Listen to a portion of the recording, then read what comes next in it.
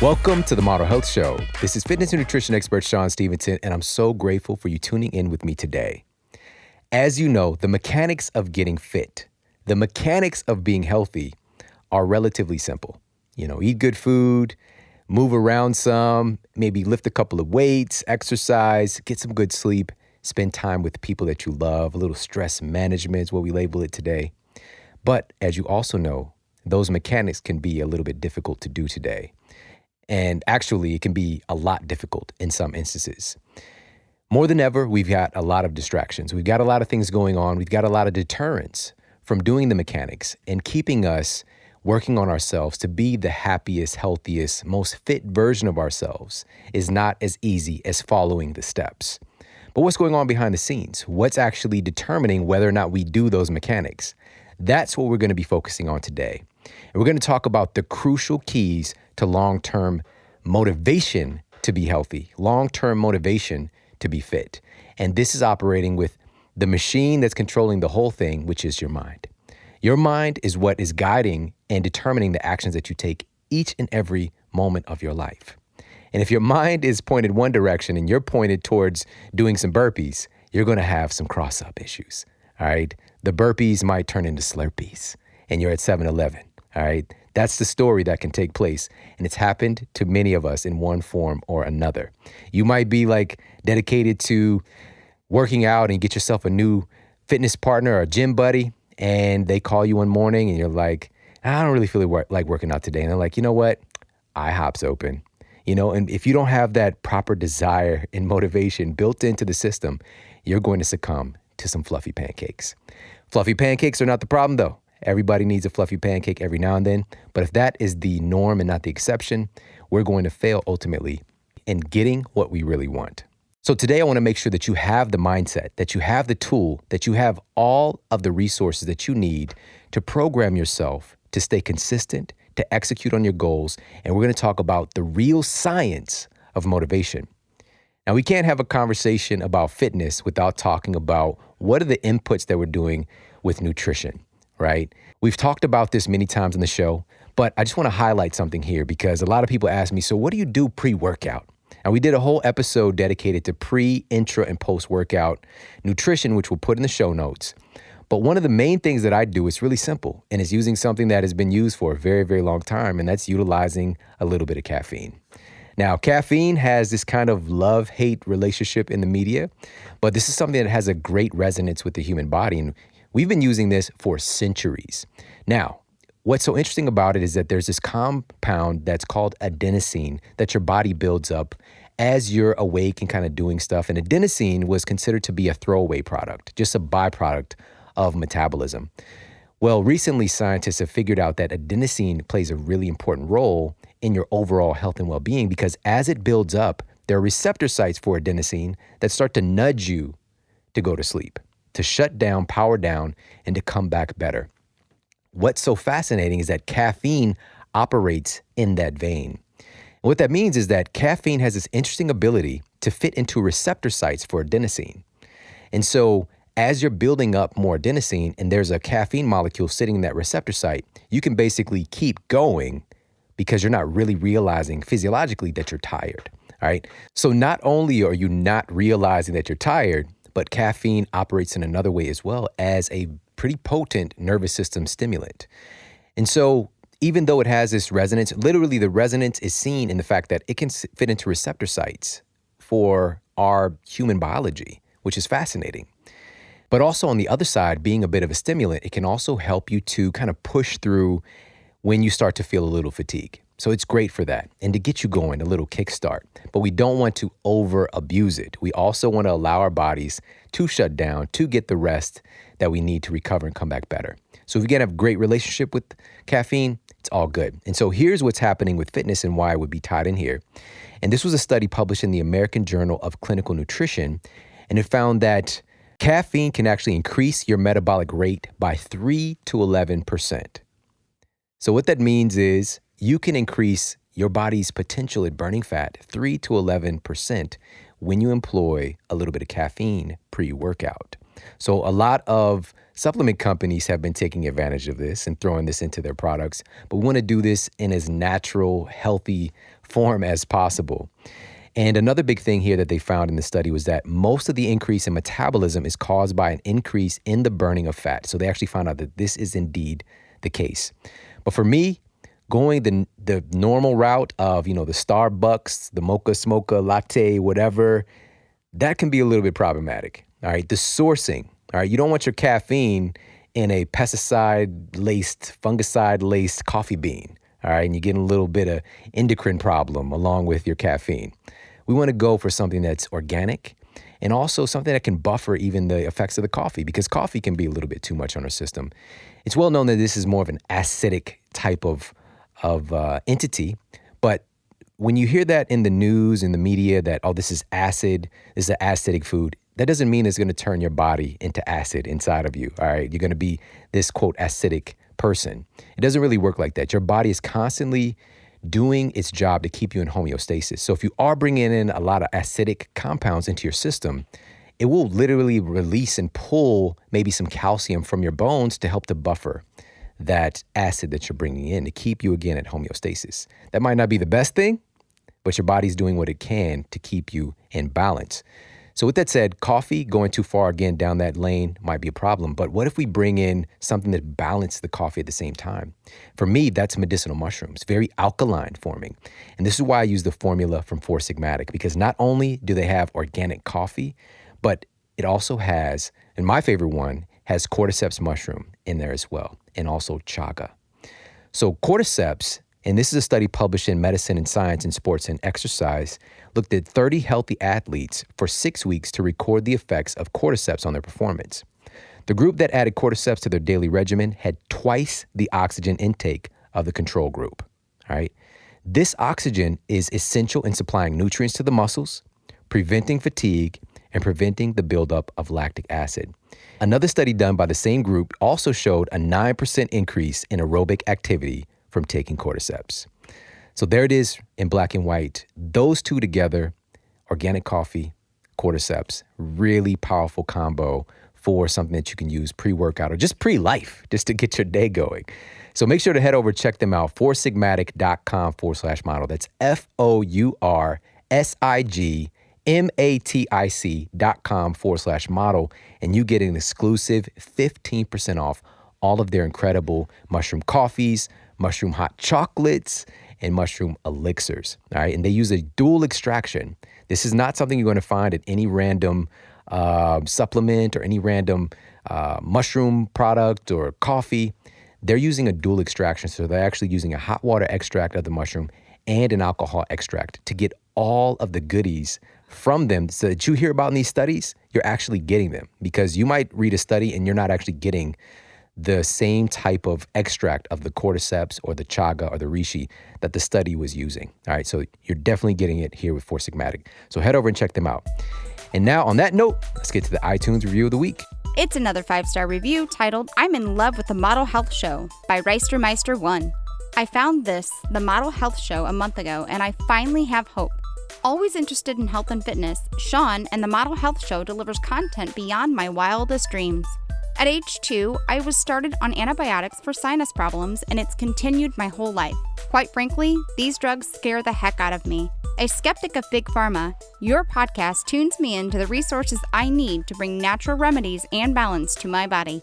Keep bringing it, Shawn. Wow, what an incredible story. And, there's a saying that when the student is ready, the teacher will appear. And this has happened in my life and countless others, of course. And I'm just grateful to be a part of your story and for you coming out of that. It doesn't matter what happened to us prior to this moment. We all have a story. We've all been through things, but there's always an opportunity to improve. There's always an opportunity to wake up. There's always an opportunity to take a different approach, to try something new and different, and to, of course, see different outcomes as a result. But for many of us, we do the same thing over and over again, expecting a different result. And that, my friends, is the definition of insanity. Now, with that said, I'm so grateful for hearing stories like that, and also every single day, just the messages coming in. And I just appreciate you guys so much, because I have no intention on stopping anytime soon. And we've got some more incredible, empowering information and guests and show topics coming up. So Make sure to head over to iTunes and leave us a review if you've yet to do so. I truly do appreciate it. And I promise again, I'm going to keep it coming for sure. And on that note, let's get to our topic of the day. Today, we're talking about the 6 crucial keys to long-term fitness motivation and the science of motivation. And this conversation, I think, really begins with the distinction between motivation and inspiration. All right, motivation and inspiration. And these two words might sound synonymous, but they're really not. And let's dive in and actually take a look at their definitions. Now, the definition of motivation is the act or process of giving someone a reason for doing something. All right. This is also another definition, the general desire or willingness of someone to do something. Whereas inspiration, here's the definition, it's the process of being mentally stimulated to do or feel something, especially to do something creative. And another definition, this is really interesting, is that it's a divine influence or action on a person believed to qualify him or her to act.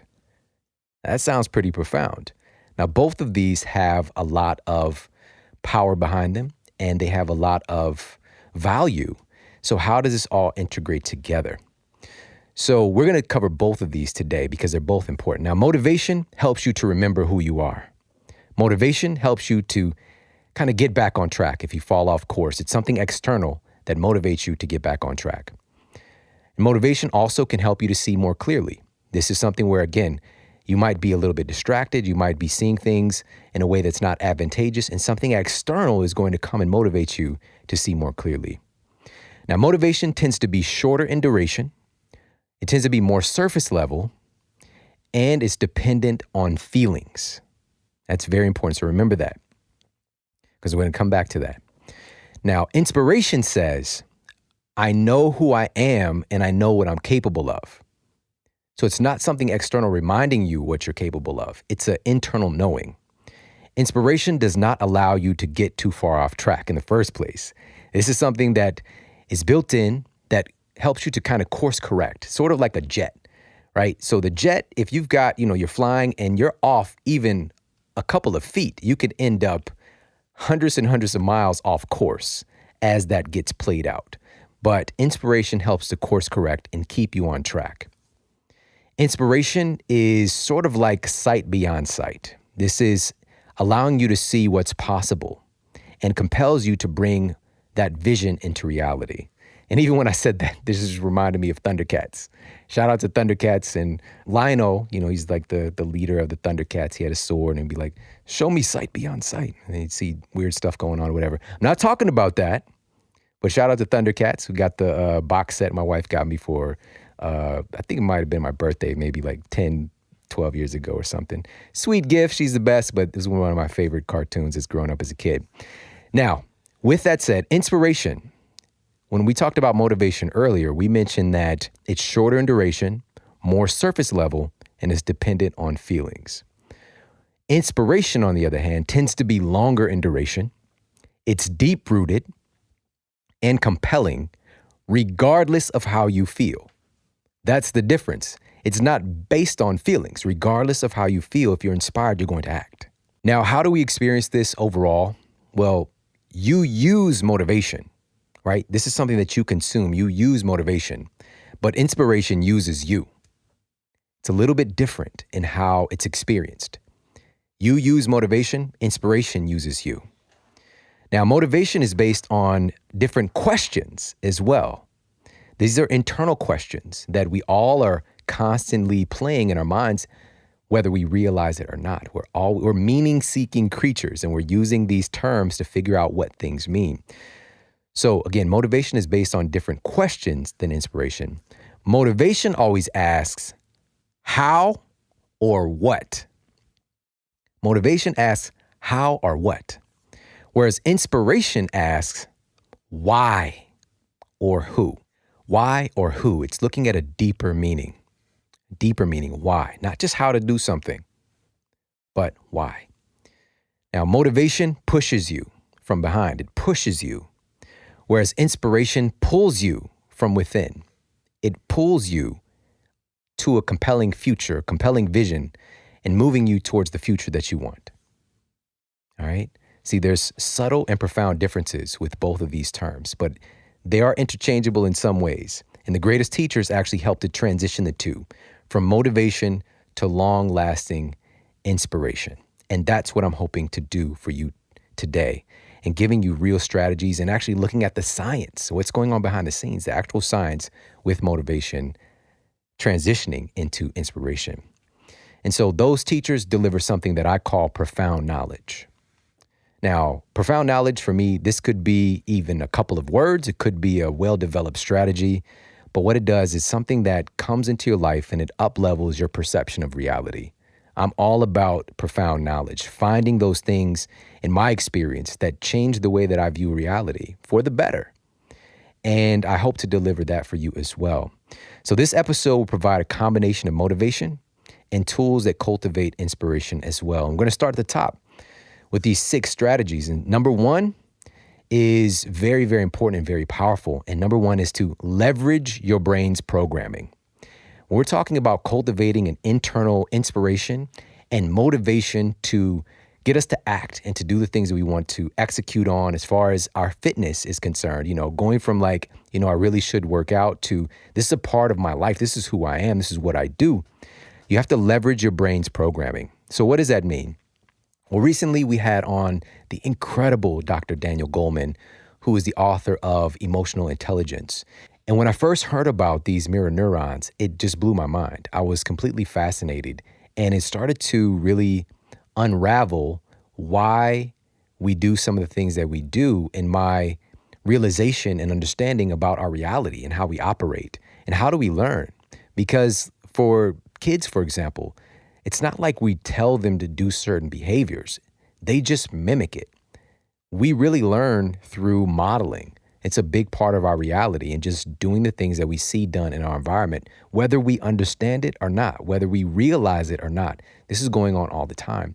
And these mirror neurons were the reason why. And he talks about the discovery of those mirror neurons in the episode that we did recently. So I'll put that in the show notes. If you happen to miss that one, it is powerful and definitely something to add to your superhero utility belt, the information in that one. So make sure to check that out if you haven't done so. But the bottom line is, with mirror neurons, here's what's going on. So these are neurons in our brain that are literally simulating anything that we witness. So what that means is that whatever you're exposed to, whatever you might be watching in your environment or on television, these neurons in your brain are simulating you doing that behavior. So it's kind of like a simulation program, like for flight, right? You're not actually doing the flight, but you're simulating the experience. And so these mirror neurons are doing the same thing. All right. You might not be speaking on stage, but these mirror neurons are playing as if you're doing that thing. You might not be, doing the crazy car stunt that you're watching in Fast and the Furious 17. All right. But your brain is playing that role. It's simulating that. This is why things are so visceral and we experience it. That's why we have emotion when we witness movies like that. We get the adrenaline rush, or we have the experience when we're at a game with your favorite team and the crowd is just going nuts. We're like, it's so visceral. We feel like we're actually in the game. And we even say it like we're winning. You're not winning? You didn't pick up the bat? Can you hit 101 mile per hour fastball? Seriously. I know there's some people listening that can't do that superhuman stuff, but chances are it's not we are winning, but we get so emotionally involved. It becomes a part of us. And so a big part of the reason why is our brain's programming and these mirror neurons.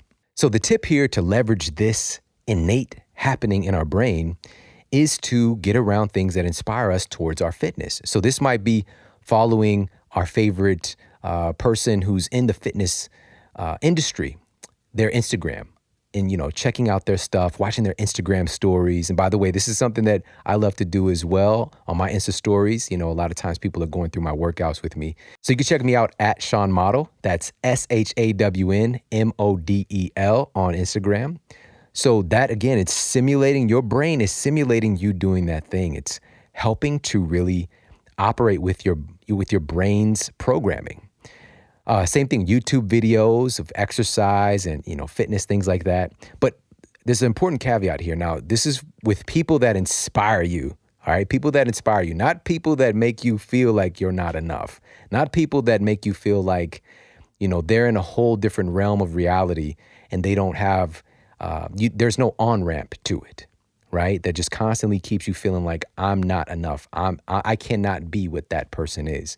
And so that's why I love to work out with my kids. I love to work out with my wife, and we show that as well. There's different levels and different aspects of this. And we've come a long way, even as a family, and the things that we're able to accomplish with our health and fitness, and just being able to go along with that journey with me, I think is great value. But just there's so many great people out there that are doing this work. So just utilize this because your brain is doing this anyways. Get positive programming coming in, clean house on your social media feed so that you have more positive stuff coming in that inspires you. All right. Your brain is doing this anyways, so it might as well do it for something that's going to benefit you. Another way to leverage this with your brain's programming is leveraging your brain's desire to automate behavior. This is something we've talked a lot about on the show as well. And I put a link to an episode where we really dive in on this. But as you continue to do a behavior, as you replicate a behavior, as you try to create, quote, a habit, when you're doing the same process over and over again, your brain, these synaptic connections, these neurons connecting and firing together start to lay down more myelin. All right, they get myelinated. So this myelin is like this insulation that coats itself around those nerve pathways and gets them to fire more automatically, more rapidly. All right, so myelin is very important in this equation. The more you do behavior, the more myelin gets laid down, the more this becomes a part of you where it feels awkward to not do the thing. And this can go in different directions. It's not just for positive things, but this can happen with what we call negative habits as well, where your brain is literally, you do a certain thing, maybe you, as soon as you're done, a certain time of work, you go outside and you smoke a cigarette. That's a myelination process and program that after this thing, somebody smokes. Or after this thing, I do this. Or when I go into this room, I do this. As soon as I go into the bathroom, at night, getting ready for bed, I immediately grab my toothbrush. You don't even think about it. It's there, it's laid down, it's a process. And we can jump in and out of these things in our brain, but it feels weird when we don't do the thing that we've been doing so long. So we want to use this again to our advantage because, again, it's happening anyways. And I think a good example is that it's just like lifting weights makes you stronger. Your body adapts so that it can better face stress.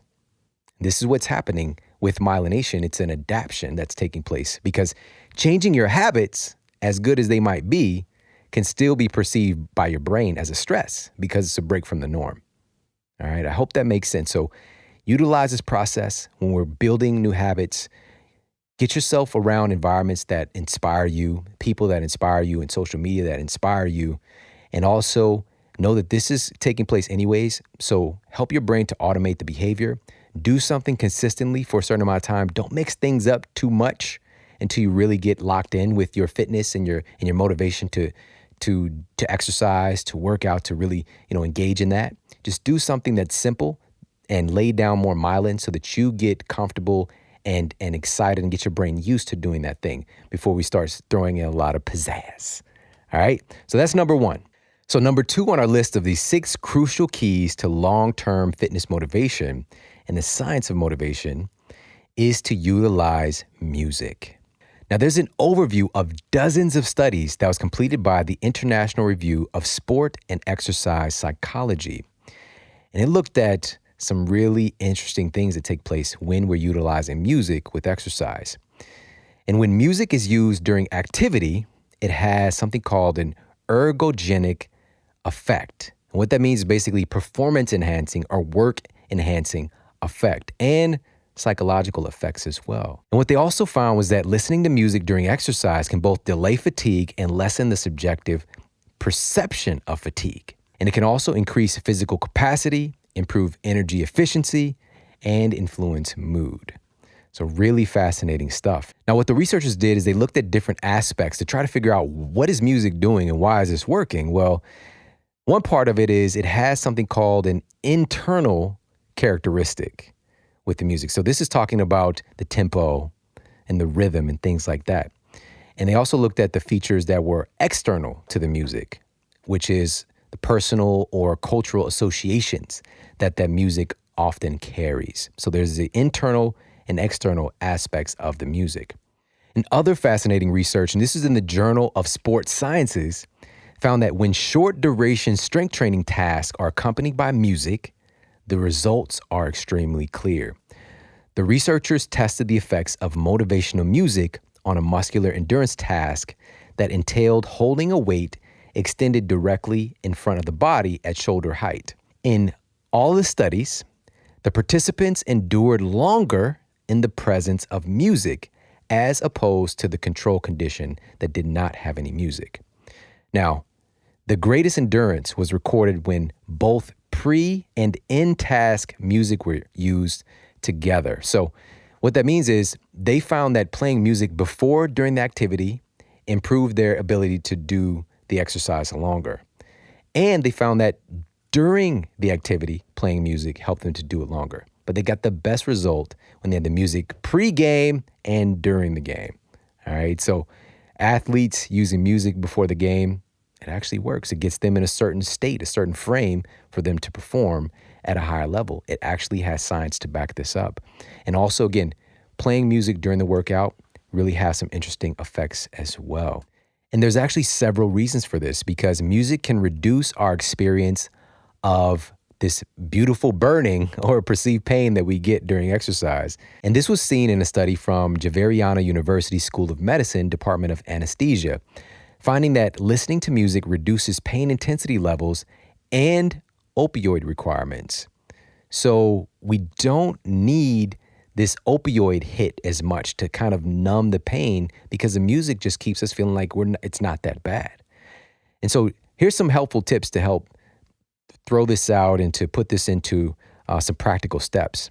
And so seeing here in the science that, number one, this is going to reduce our experience of pain. This is going to help us to perform better. This is going to help us to buffer a lot of the fatigue, the subjective perception of fatigue as well, and to improve our energy efficiency. This is something that we can all utilize. It's a tool that we have available for us. And all of us, people have headphones. Like, this comes with all of our phones and things like that. And you have access to this. You don't have to bring your boombox to the gym, right? This is not do the right thing. You remember the guy who carried around the big boombox or whatever? I did that. True story. When I was right around 16, 17, we had a neighbor. We didn't have a car at the time, or we were very, we'll say, crafty about automobiles. And they didn't fare very well in the Stevenson household. Something was always happening. Our neighbor next door, Mrs. Sweet. What a great name, Mrs. Sweet. And she was a much older lady, and, I would mow her lawn, that kind of thing. But she would let us use her car.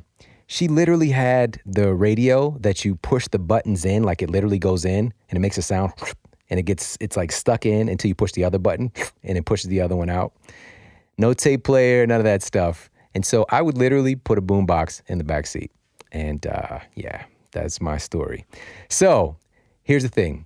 All of us have access to tune into whatever we want when we're working out. So here's some tips to put this into play for ourselves.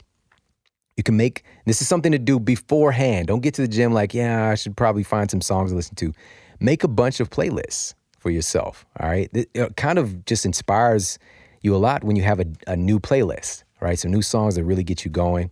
So make a bunch of different playlists, different vibes even. And so for me, I'll have different themes. I might have like a bad boy entertainment playlist with the classics from them, or I've got a playlist that are just, more inspirational music and inspirational content in the music, so make some different themes for your playlist as well. And also sometimes, of course, just speaking, listening to other people speak. The human voice is also, in a way, an instrument, and it has a certain type of melody as well. So a lot of people listen to audiobooks and listen to podcasts and things like that while they're working out. And for me, I love to listen to audiobooks during certain types of exercise as well. And I use Audible personally, and they have an unmatched selection of audiobooks. They also have original audio shows, news, comedy, and a lot more. And you can actually get a free audiobook with them and a free 30-day trial if you go to audible.com/model. So that's audible.com/model. Again, you get a free audiobook that you can listen to anytime. Today, personally, I was listening to Lisa Nichols' book on Audible. And she was on the Model Health Show, one of our most downloaded episodes. And we'll put that in the show notes for sure. But her audiobook is so good. It's really one of the best books. And so her book is called Abundance Now. And I was listening to that today while I was getting ready for the show. And I just love that particular book. But you can pick any book. They have such a wide selection.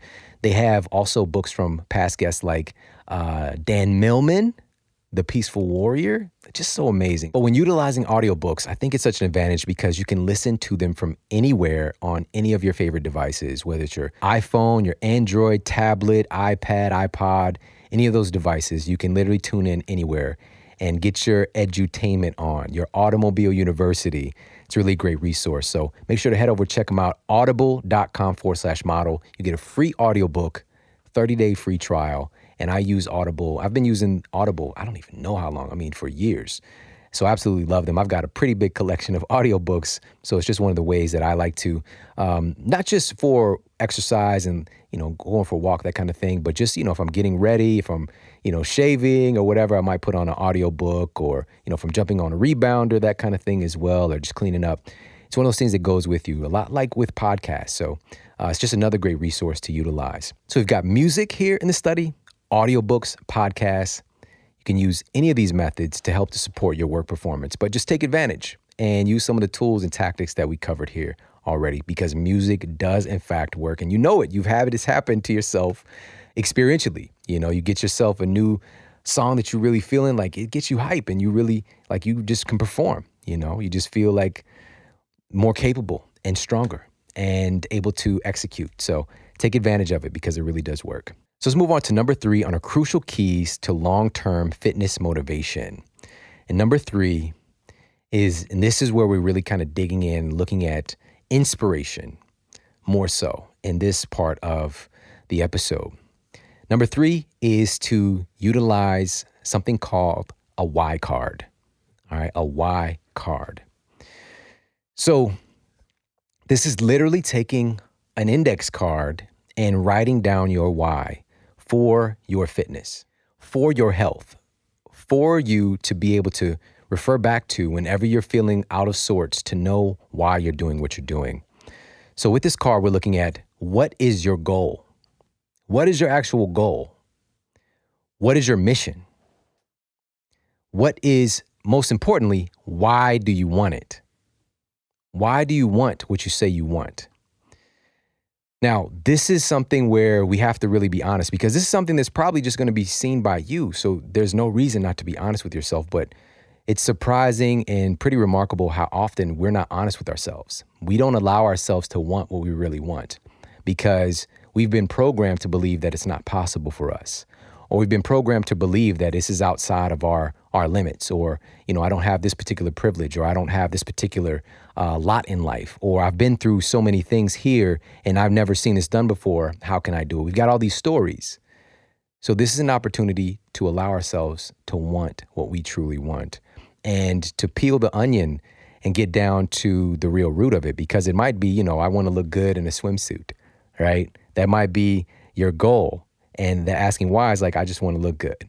But it might be something deeper, maybe I've been single for a couple of years and, I might want to meet somebody when I'm out, hanging out on vacation or whatever, or something like that. Maybe the real reason is I want to feel confident and good about myself so that I feel good in a relationship or talking with somebody else, or having the opportunity to connect with another person because I have not felt confident, whatever the reason might be. And it, even still, again, this is about you.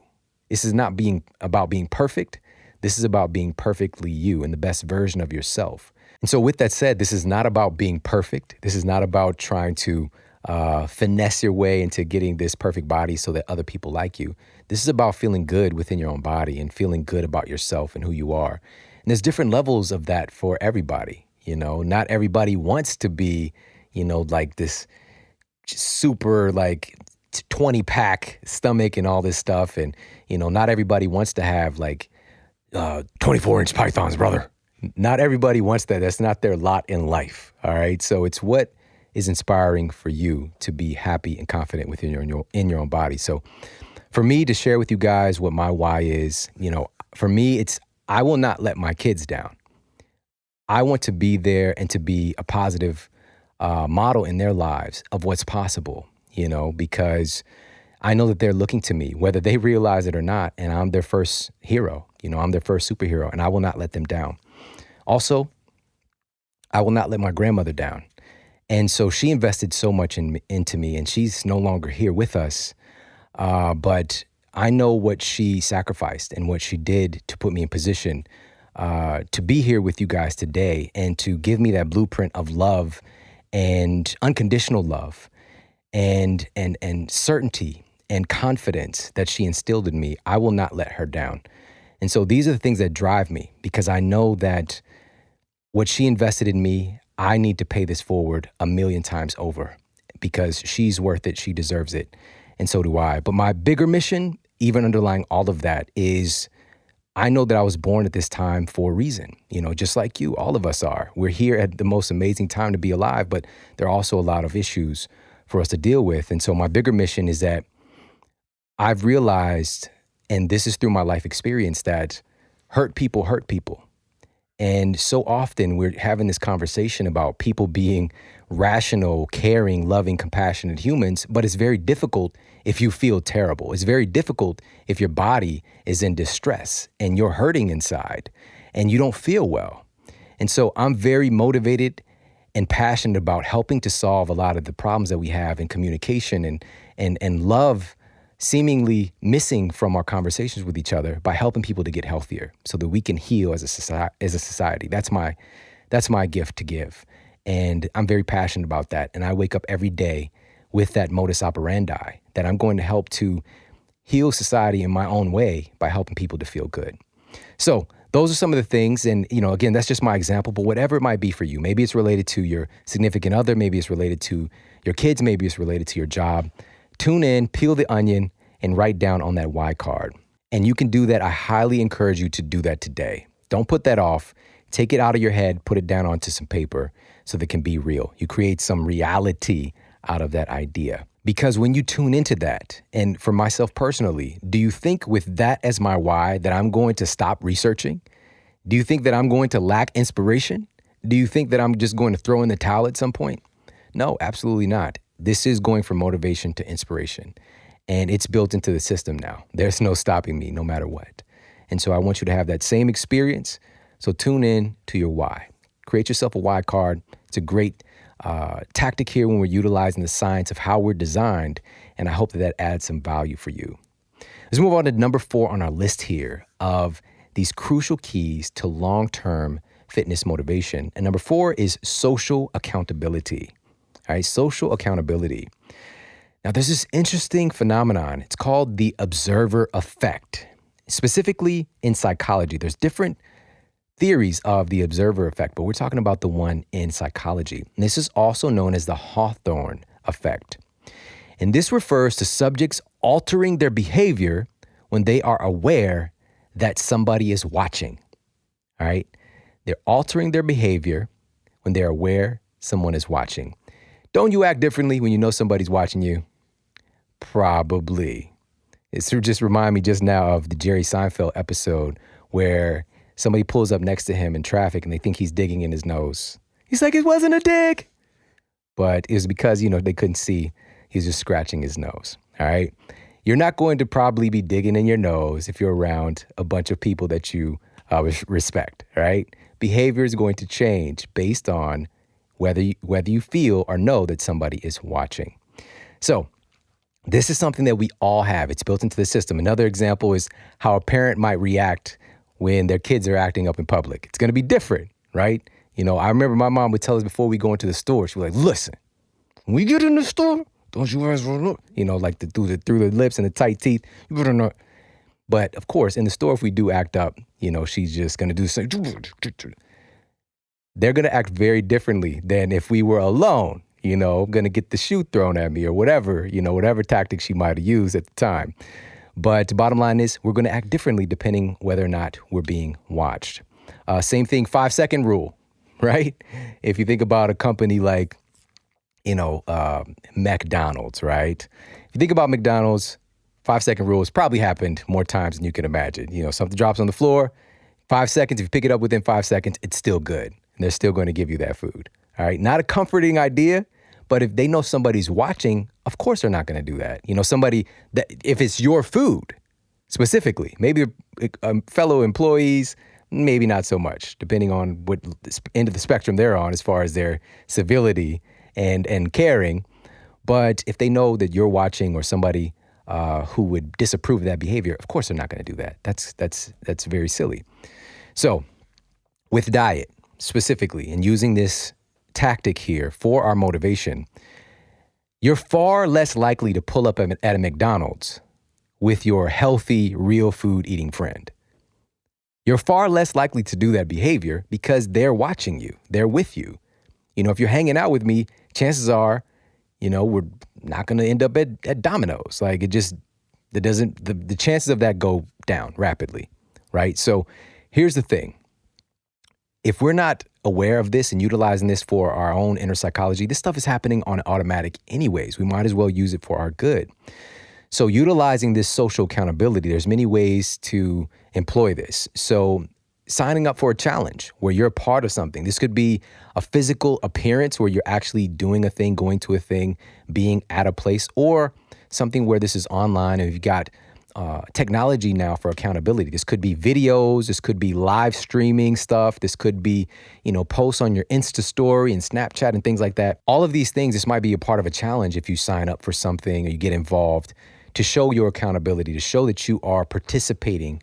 And sometimes, real talk, people are looking out for you. They're like, what happened to Susan? I thought she was doing a challenge. She hasn't posted in like 2 weeks. And you might get a message or a text from a friend like, oh, and then like you get back on it, somebody's watching. Somebody's watching. People out there care. And we've experienced that more when we get involved. And we can put ourselves out there and make ourselves more socially accountable by doing something like that. Of course, not necessarily even signing up for a challenge, but posting clips or pics from your workouts on social media and things like that. Also, get around other inspired people who are on the same mission as you. We're going to talk more about this, but just being in that environment, knowing that somebody's watching you, you're going to up-level your game. You're going to rise to the occasion. And it's just something, again, built into the system. And this is why we're having a very special live event. And we're going to talk about the science of fat loss, the most effective approaches to fitness for changing your body, and so much more. And a big part of this is the social accountability and being in this together with me and with other incredible people. Now, you can join me live. This is from anywhere in the world. You could tune in live from your computer, from your phone on September 26th. And you just go to themodelhealthshow.com/finish strong. All right, themodelhealthshow.com/finish strong. And we're going to make sure that you finish this year, you finish 2017 on fire, and you blow past the folks that are waiting around for the New Year's resolution to try to get their life together. All right, so we're going to get a jump on this. This is the fourth quarter, and it's time to execute. And so this is a fat loss masterclass, and I want you to join me for this. All right, this is, again, from anywhere in the world. You could tune in. This is going to be live with me on September 26th. So you need to go and get signed up right now. All right, themodelhealthshow.com/finish strong. And you do not want to miss this, so take advantage. The date is coming up quickly. Head over there, check it out, themodelhealthshow.com/finish strong. And now, so that was number 4 on our list here. And so number 5 on our list of 6 critical keys to implementing long-term fitness motivation and talking about the science of motivation. This one piggybacks on the last one. And number 5 is to find and utilize a reliable gym partner. All right, a reliable training buddy. And there's real science to back up why this works. There was a study that was published in the Journal of Social Sciences and found that when paired with an exercise partner, participants tended to gravitate towards the exercise behaviors of those around them. And even when participants were instructed to exercise at a moderate level and to keep their heart rate within a particular range, they tended to supersede those instructions and either rise or lower to the intensity of their partner. All right, fascinating stuff. There's something called social comparison theory that's at play here. And researchers state that this is not completely understood or necessarily true 100% in all instances. And there's still a lot more to learn about this phenomenon, but this is something that we have a large tendency to do as human beings. Now, again, I meant earlier when I said this is so important for you to really understand. Rise or lower to the degree of their partner. And so what they found was that this is helpful for people who are working with, they're partnered up with somebody who is at a higher level of fitness, and it had them across the board to elevate their performance. But they also mentioned that people who are at the higher end of the spectrum that are paired with somebody who is not at that particular level, that they're not going to likely see the same benefit. As a matter of fact, they might even lower their performance a little bit.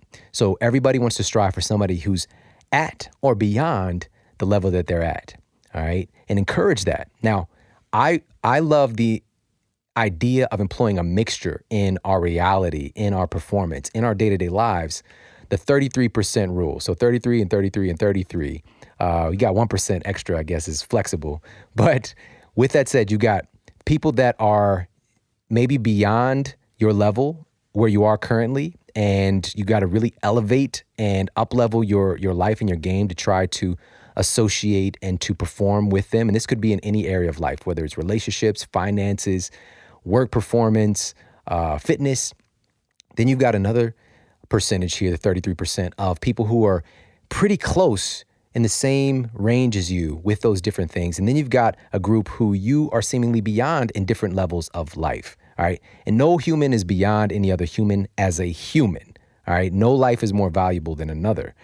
But in particular areas of life is what I'm talking about. If somebody might be more successful in their fitness, and you might be at a place where you're, doing really well with your health, you're at the body composition that you really enjoy, you feel good, but then you got a friend who's struggling in that department.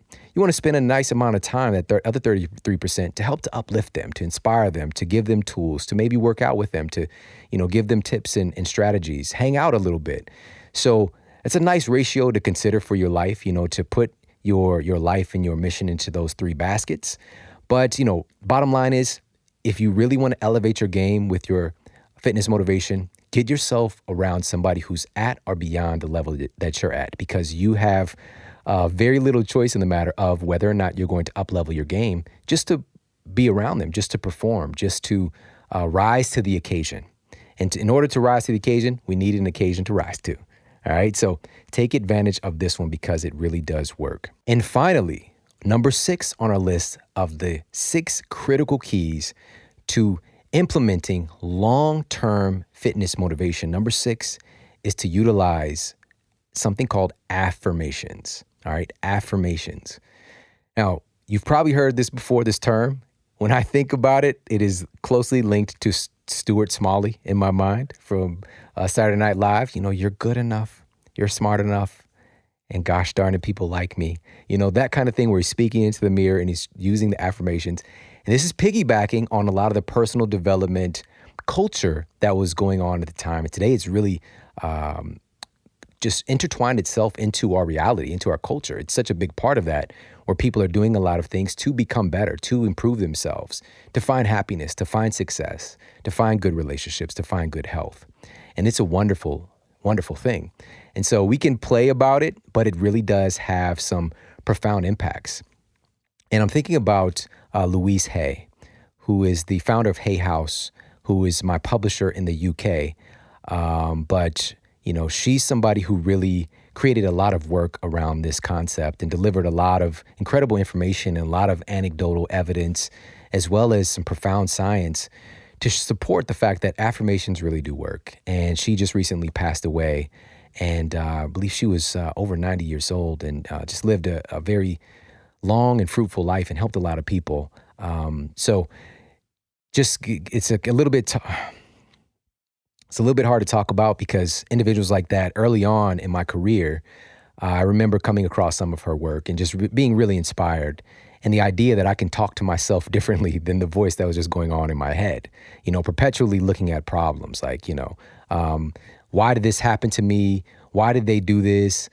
Just this story that I propped up so strong when situations would happen, instead of really becoming accountable and taking ownership of my own life. and stop asking why me and start saying, why not me? That's another extreme of it. And being honest with myself, what is it that I need to do to achieve this? Instead of saying, why can't I have this? What is it that I need to do? And just reframing things and talking to myself in a sweet manner, talking to myself in a more positive and affirmative manner, affirmations, affirmative, you got this, you can do this. The only limits that you have are in your mind. These are things that I would tell myself because I kept finding myself bumping up against these glass walls and glass ceilings in my progress. And ultimately, I had a decision to make of whether I was going to continue with that same story or whether I was going to change the conversation in my own mind. And so with this said, utilizing affirmations, encouraging yourself, catching the negative. And so what Dr. Daniel Amen calls these are automatic negative thoughts. And the acronym is ANTS, all right? He says you want to kill the ants, all right? And of course, he's just amazing. He's done the greatest database of brain imaging scans in the world. We'll put his interview in the show notes as well for Dr. Daniel Amen. But these automatic negative thoughts, these are those trains, these sequences of conversations that go on in your mind that something happens and it's a trigger, it's a domino effect to a whole negative sequence of thinking. All right, so we want to get out of that. We want to catch the negative thoughts and change the programming. As soon as you hear your mind say, you can't do that, you immediately say, I can do that. How can I do that? Even with my kids, my youngest son, Braden, he just said it. It was yesterday. It was the first time he did it because he'd gotten on a streak of saying, I can't for a little while. It's been a little while back, but whenever he would do this, I would just tell him, you can't yet. You're going to figure this out. You can't yet. And yesterday was the first time he came over to me. And it was something with his Legos. I don't remember exactly what it was because I was so caught up in what he said. But he was trying to figure it out. And he was like, Dad, can you please help? I can't do this yet. And I was just like, oh, it worked. It worked. And so we're all doing this. It's just changing the conversation in our head. It doesn't happen automatically a lot of times. But just keep on coming back and affirming that you are great. You are worthy. You are special. You are gifted. You are capable. And telling these things to yourself, I am great. I am powerful. I am capable. I've got this. And affirming these things, whether it's in the context of your fitness and your exercise, your workouts, or in the context of dealing with everyday life, we have this capacity. And one other person with this, I think was really awesome. And she's a neuroscientist, Dr. Wendy Suzuki, who's been on the show as well. She's one of my favorite people. And we'll put that in the show notes too. And she talked about what transformed her life was a form of exercise that combined affirmations with the exercise called intensati, all right, intensati. And so while exercising, like maybe it's a boxing type of exercise, and you would punch and say, I am strong now. You're doing the exercise and saying the affirmations together. And she really felt, being somebody from a culture who's very, very quiet, very mild-mannered, and to really come out of her shell and to feel strong within her body and to feel capable, she always felt a little bit like a victim. And she feels that form of exercise with the affirmations changed her life. And she's, from that, changed many, many people's lives as a result. And such a great gift to know Wendy as well. So guys, these 6 keys, crucial keys to creating long-term fitness motivation are of the utmost importance, but they only work if you work them. Taking any one of these tools or even all of these tools or whatever works for you, whatever speaks to you, is one of the great leverage points that we have to get you from where you are to where you want to be. You have the opportunity to put these in place and to get some great results from them, because it's not about what you do sometimes, it's about what you do consistently that tells the true tale of the results in your life. All right, so I hope you got a lot of value out of this. If you did, make sure to share this out with your friends and family on social media, Instagram, Twitter, Facebook, all that good stuff. And of course, you can tag me, and I really do appreciate that, and to help spread the love and help to spread powerful, empowering information. And I truly do appreciate you so much. We've got some great episodes coming up with some powerful guests, all right? So make sure to stay tuned for that. We're just going to keep up-leveling things. And today, this content was really a big part of that, because it's not what we do sometimes, what we do consistently. And also, we have to leverage the power of our own minds. This is the key to actually employing the fancy pants fitness and nutrition strategies that are out there. There are thousands of different ways to exercise, but we're not going to do any of it if we're not motivated to do so. And so I appreciate you so much. Make sure to take action on these things, employ some of these things for yourself and get some results. Take care, have an amazing day, and I'll talk with you soon.